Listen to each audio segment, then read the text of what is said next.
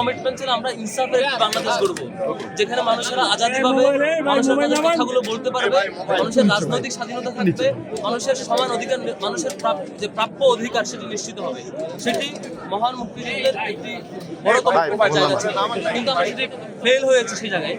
আমরা দেখেছি এদেশে বাকশাল কায়েম হয়েছে, আমরা দেখেছি এদেশে স্বৈরাচার কায়েম হয়েছে, আমরা দেখেছি এদেশে গুলকমের রাজনীতি হয়েছে, আমরা দেখেছি এদেশে দিন শেষে ফ্যাসিবাদও কায়েম হয়েছে। সবকিছু ছাপিয়ে জুলাই গণঅভ্যুত্থান পরবর্তী সময়ে আজকে 2025 সালের মহান বিজয় দিবস উপলক্ষে আজকে আমাদের কমিটমেন্ট নেওয়ার জায়গা, ডাকসু সহ সকল ছাত্র সংগঠন এবং সকল ছাত্র জনতার কমিটমেন্ট নেওয়ার জায়গা, সেটি হচ্ছে যেই উদ্দেশ্যকে সামনে রেখে লক্ষ লক্ষ মানুষেরা জীবন দিয়েছে, রক্তক্ষয়ী সংগ্রামের মধ্য দিয়ে আমরা স্বাধীনতা পেয়েছি, সেই কমিটমেন্ট মাথায় রেখে আগামীর বাংলাদেশে ইনসাফ কায়েম করা, মানুষের অধিকার নিশ্চিত করা, কথা বলার স্বাধীনতা নিশ্চিত করা, দুর্নীতি এবং যে গুম খুন খুনের রাজনীতি ছিল সেটির কবর